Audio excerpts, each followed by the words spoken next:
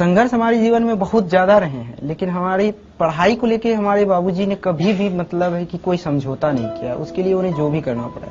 एक समय ऐसा था कि रहने के लिए घर नहीं था, तो फिर स्थिति ऐसी आई कि कैसे रहा जाए, मतलब कैसे क्या हो जाए। तो माँ लोग चली गई मामा घर, माँ और दोनों छोटी बहन। हम नहीं गए क्योंकि हमारी पढ़ाई थी। 5वीं कक्षा का मैं विद्यार्थी था उस समय। तो मुझे आज भी याद है कि एक आदमी केवल सहयोग के लिए लिया गया था और बाकी ईंट मैं पकड़ाता था। बाबूजी खुद कर नहीं लेते थे और खुद मिट्टी का गारा से बनाया गया घर है ये, और खुद ये सब किए थे। तो ये सब जिंदगी के अनुभव है। मैं इसे कभी भी संघर्ष मानता हूँ इसको। दुख नहीं है, ये संघर्ष है। दुख और संघर्ष में अंतर ये होता है कि दुख होता है कि जिसकी क्षतिपूर्ति नहीं हो सके, किसी माँ के लिए उसके बेटे से अलग हो जाना या असामयिक मृत्यु, ये सब दुख है। लेकिन ये तो जीवन के अनिवार्य अंग है, इसको संघर्ष कहते हैं और संघर्ष हर एक के जीवन में है।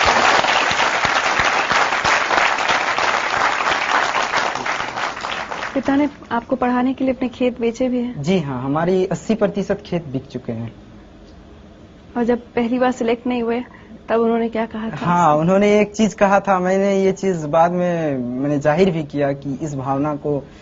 तो उन्होंने कहा था कि हम बोले कि बाबूजी पैसा कहाँ से आएगा, हम ट्यूशन पढ़ाएंगे मुखर्जी नगर में या यहाँ पर मिल जाते हैं यहाँ पर। बोले कि नहीं, तुम ट्यूशन मत पढ़ाना और तुम अपनी पूरी पढ़ाई जो है अपने पढ़ाई पर ध्यान दो। धूप में मत चलना, ऑटो में चलना, क्योंकि धूप में चलोगे तो थक जाओगे और पढ़ाई पर इसका बुरा प्रभाव पड़ेगा। अरे तुम्हारे लिए तो हम अपनी किडनी तक बेच देंगे।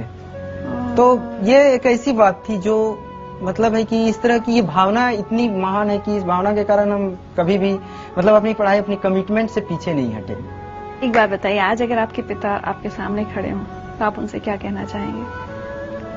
देखिए, मेरे बाबूजी तो अभी मेरे गांव में हैं और शायद अगर इस प्रोग्राम को वो देख रहे होंगे तो मैं उनसे यही कहूंगा कि मेरी सफलता असफलता से अलग आपके बेटे होने में मेरी सार्थकता है और बस इसी सार्थकता को जीवन भर महसूस करना चाहिए।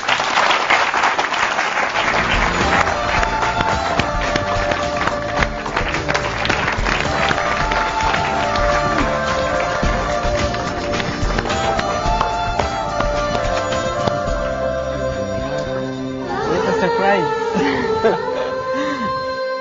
प्रेम कुमार जी, हाँ बोलिए।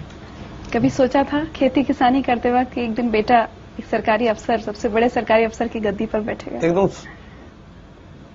जब से इसको पढ़ाई में ख्याल आया तब से मैंने ये सोचा था, ये आज की सोच नहीं है। आपको पता था आईएएस क्या होता है?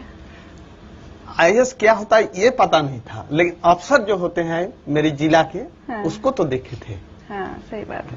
कभी अपने बेटे से ये नहीं कहा कि अरे तुम नहीं कर पाओगे, तुम कहाँ, मैं नहीं तुम्हारा खर्चा पढ़ाई का उठा पाऊंगा? मैं कैसे कह दूं, वो कभी नहीं सोचा।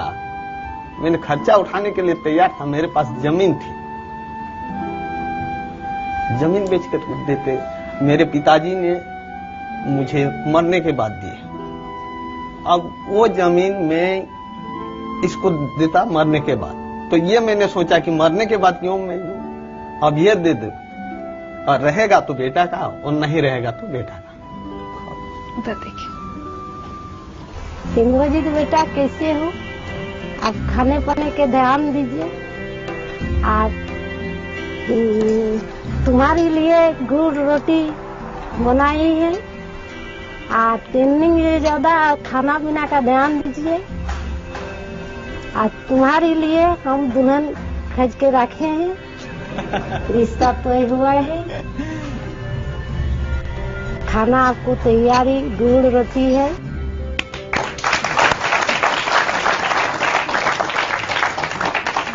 गुड़ रोटी खाने का शौक है? हाँ जी हाँ।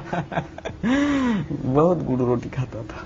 आपसे सारे देश के पिता सीख लें, एक मिसाल कायम की है आपने कि किस तरह से एक पिता अपने बेटे से ये तक कहता है कि मैं ये नहीं कहेंगे कि कोई अपनी किडनी बेचे, लेकिन आपने एक मिसाल कायम की है कि अपना सब कुछ कुर्बान कर बेटे को पढ़ाया, खेत बेचे।